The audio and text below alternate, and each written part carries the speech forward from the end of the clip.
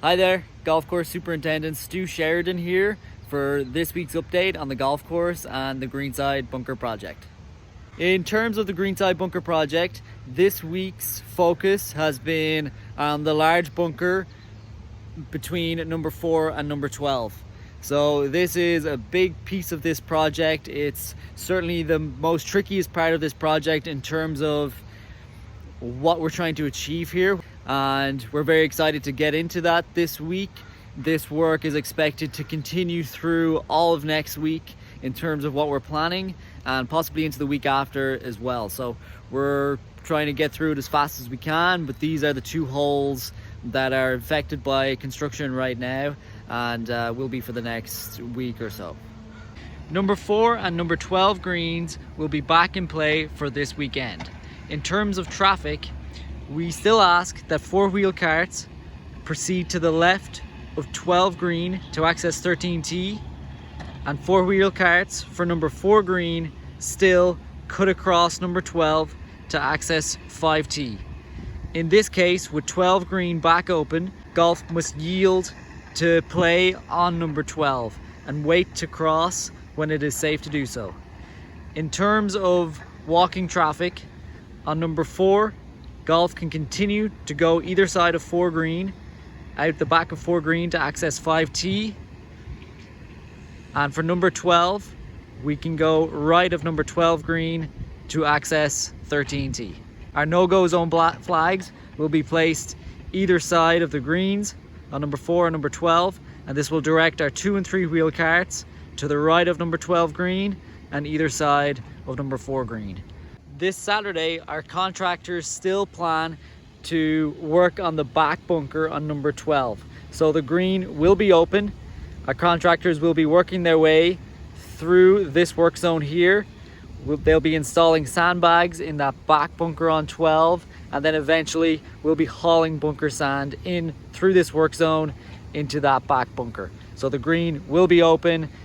They are aware of that, and will be working safely in behind the green there this weekend. In terms of the golf course this week, we were able to verticut greens on Monday thanks to the extra staff that started last week and this week. This is a 6-person process. And then on Tuesday, we were able to walk mow greens, which is a key thing for us to do right now. Our walk mowers have brushes at the front that allow us to work on the texture of the greens and improve that performance of the green surface. So walk mowing is a process that takes 3 to 4 people, as opposed to the traditional ride-on mowing, which takes just 1 person. In terms of the schedule for our team, as of next week, we plan on combining our 2 smaller teams that we currently have. So we'll have one team start at 6 a.m. We'll have our morning meeting. Everybody will move out onto the golf course. And then a second team will start at 6:30 a.m. This means overall we'll have more people in on a given morning, being able to accomplish more ahead of golf, which is far more efficient for us.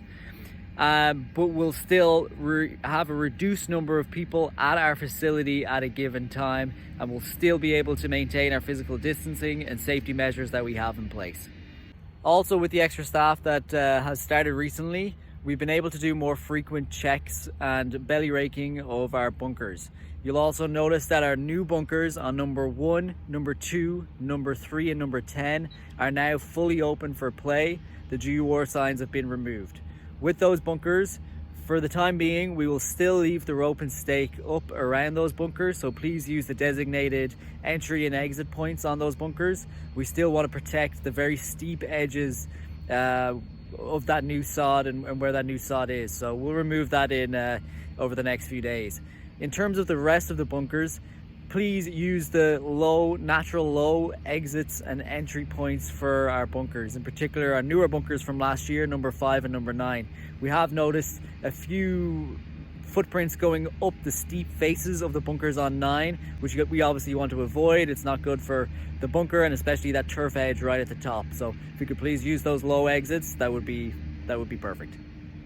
So as we've been getting our new bunkers on 1, 2, 3, and 10 back in play, we've been plate compacting them. So you may have seen this process over the last couple of days, but this is to settle that new sand that's just been added. It will compact it and will make it a lot more playable and should reduce the possibility of a ball plugging in the face of these bunkers.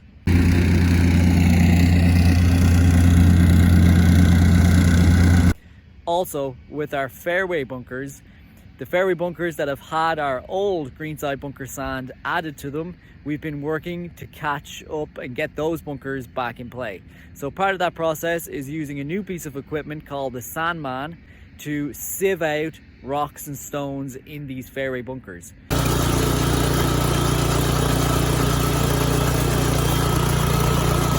We then come in and we spread that old greenside bunker sand in the fairway bunkers, and we've seen great improvement on those fairway bunkers so far from this. For example, the left bunker on number 10, traditionally not a very good fairway bunker in terms of there's lots of stones, lots of sand, lots of rocks in that bunker. Now, after we did that whole process on that bunker, it looks like a brand new bunker, which is really great to see. This week, the driving range and practice facilities have been back open. In terms of the driving range, please make sure to use the correct divot pattern on the driving range. So with the reduced number of stalls currently available on our new driving range tee decks, we want to maximize the use of this area and keep the new tee decks as healthy looking as possible and ready for play. Also, it's worth noting our setup of the driving range. So traditionally, we set up all of our tee blocks and all of our accessories ready for play at the back of the driving range tees. This process moves forward as play continues throughout the week, and then eventually it goes back to the start again. The reason we do this moving forward is so then we can top dress, put down sand and seed and fertilizer behind the day's play. So this allows us to get a jump start on growing back in those divoted areas and getting that seed established before it then needs to be used again. If we were to start at the front and move all our accessories back and move the tee blocks back, we wouldn't be able to come in during the day during play and do that top dressing and seeding work. So that's why we do it that way, and we can fall in behind, and really again it's just maximizing that space and making the most of getting that turf back healthy, ready for play. Thank you for watching this video. We're hoping you're enjoying the golf course and the beautiful weather that we're having right now.